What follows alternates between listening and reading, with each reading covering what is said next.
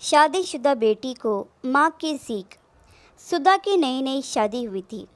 वह ससुराल से 1 महीने बाद जब अपने मायके लौटी तो माँ के सामने रोने बैठ गई और आंसू बहाते हुए बोली, माँ, तुमने मुझे किस घर में पटक दिया?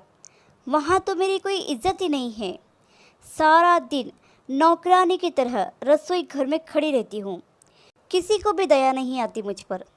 कभी सास ससुर की रोटी पकाओ तो कभी तो छोटे देवर की रोटियां पकाओ।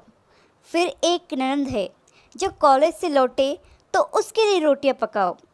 और तो और माँ, आए दिन सासू माँ का रिश्तेदार आते रहते हैं। उन सब के लिए भी मुझे ही चाय नाश्ता खाना वगैरह तैयार करना होता है। रोज़ गंदे कपड़ों के ढेर इकट्ठे हो जाते हैं। आराम ही नहीं मिलता। जिंदगी नरक सी बन गई है।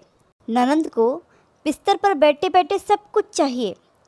जानती हो, बीते दिन मुझे अपने पति पर गुस्सा तब आया जब उन्होंने महीने की पूरी तनख्वाह सासू माँ के हाथ में रख दी और मुझसे कहा, तुम्हें जो कुछ भी चाहिए एक पर्ची पर लिख देना, मैं शाम को ड्यूटी से छुट्टी होने पर लेता आऊँगा।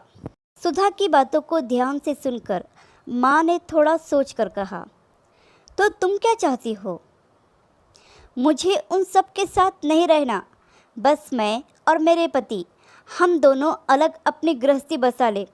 कुछ ऐसा उपाय बताओ माँ। बेटा, तुम्हारे पास 2 ही रास्ते हैं। एक तो तुम वही रहो और उन सब की सेवा करो, क्योंकि वह परिवार भी अब तुम्हारा ही है। और अगर तुम चाहती हो तो तुम अपने पति को किसी किराए के मकान में ले जा सकती हो। वहाँ तुम्हें किसी का खाना नहीं पकाना पड़ेगा, किसी के कपड़े नहीं धोने पड़ेंगे। पति की पूरी तनख्वाह भी तुम्हारे ही हाथ में मिलेगी। लेकिन याद रखना, जब तुम्हारा कोई पुत्र होगा और जब वह बड़ा हो जाएगा, उसकी भी शादी होगी। घर में तुम्हारे जब बहू आएगी, उस वक्त तुम यही चाहोगी कि मेरा बेटा और मेरी बहू मेरे साथ ही रहे और मैं अपने नाती पोतों के साथ खेलूं। प्यास लगने पर मेरे नाती पोते दौड़कर मेरे लिए पानी का गिलास ले आएंगे।